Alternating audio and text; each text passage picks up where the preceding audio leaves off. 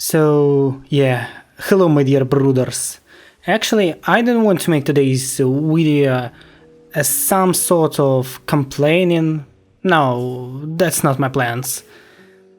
In today's video, I just want to describe the situation which is going in Ukraine and tell a little bit more about me, so enjoy! Yeah, maybe in some point name of this video is kind of clickbait, but on the other side, it's the realities of my life at fall 2022. So let me explain to you my life in Ukraine in this year, because many people couldn't understand the situation correctly, as well as my situation inside of it. So I live right there.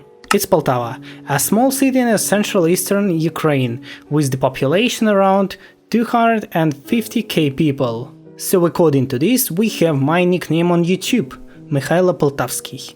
Mikhailo is a Ukrainian version of name Michael, and Poltavskiy means that I'm from Poltava.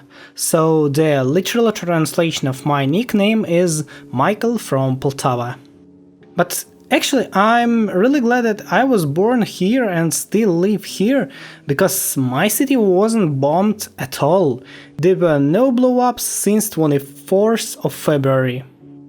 Well, at the beginning of November we had a few blow-ups of Iranian drones, but that was actually all that happened since 24th of February.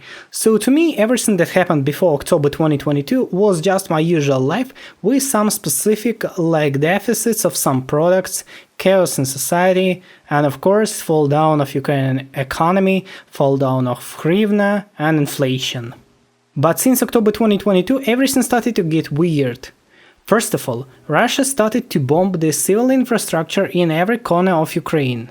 They attacked thermal power plant stations and energetic infrastructure of Ukraine.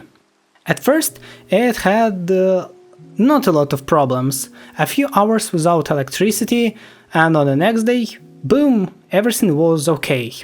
Thanks to the Soviet Union and Soviet government, who built the great electric infrastructure in Ukraine, as well as great electric generation centers like 4 atomic power plants, hydroelectric power stations and other structures that generate a lot of electricity.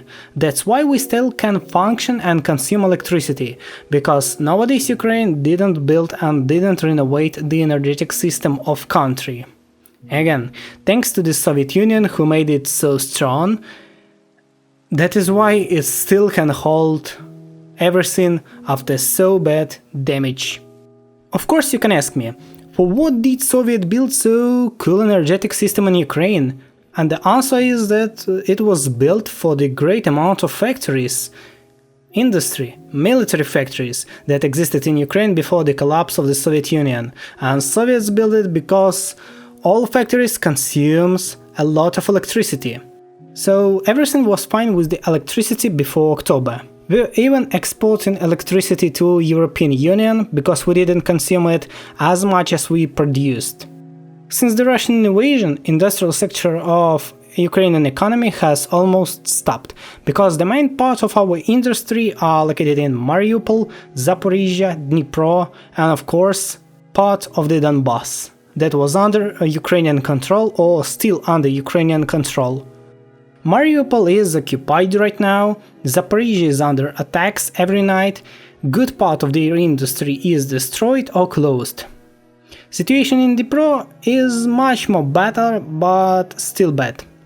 And now Ukrainian economy is living only with the two sectors of it, agriculture and services. But thanks to the Western countries we can still functioning and being alive.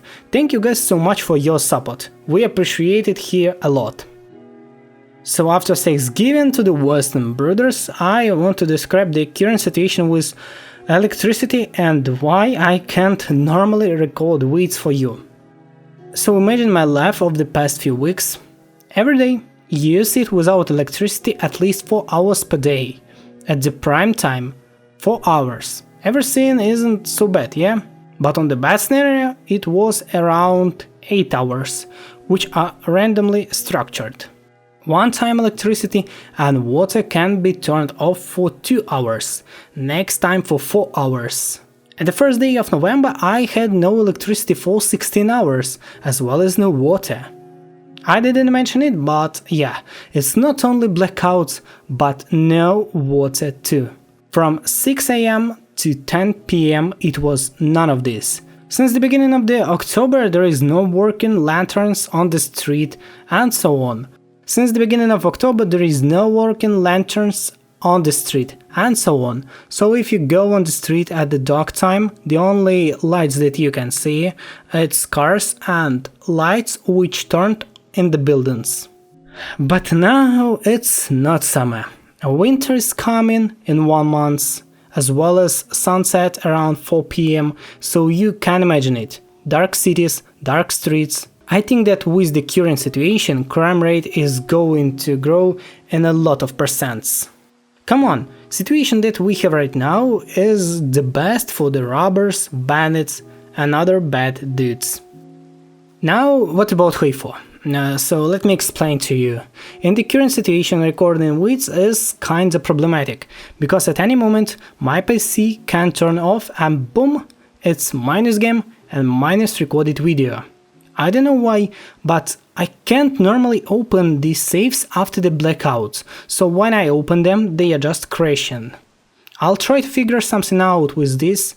Maybe I will reinstall Huifo or reinstall modifications or do something with my saves, because right now all saves that were included to the game, which has turned off because of blackouts, they are just crushed and you can't even play them.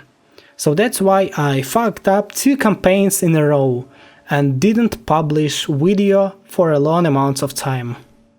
And the last days we got the schedule with the time when it will be no electricity for each day of November.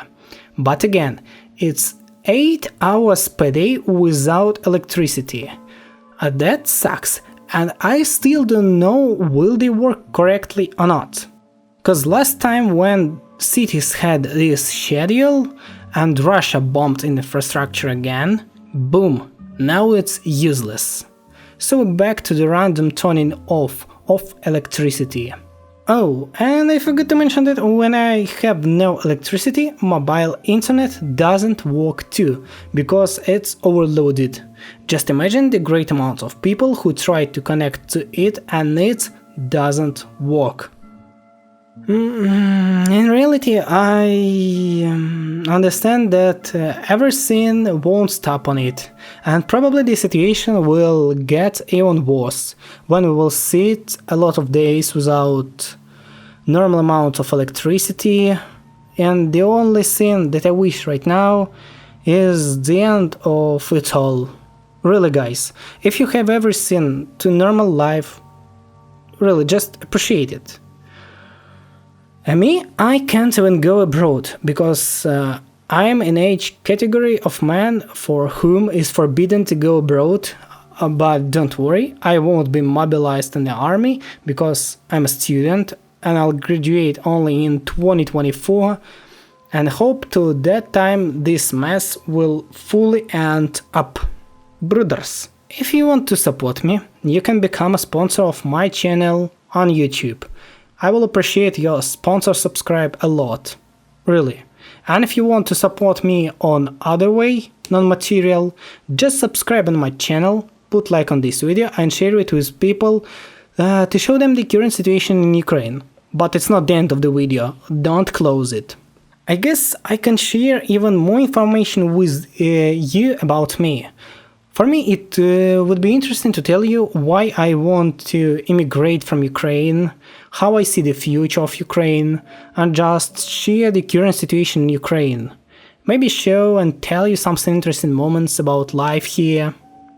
About Huifo videos, give me please some time to understand the current situation with electricity, and I figure something out with this, with recordings, because I really want to make new Huifo videos for you, but in the time gap when we won't have Huifo widths, I guess this type of the widths will be good enough for all of us, so I can share a lot of information with you and you can listen it. I guess that's all that I wanted to say.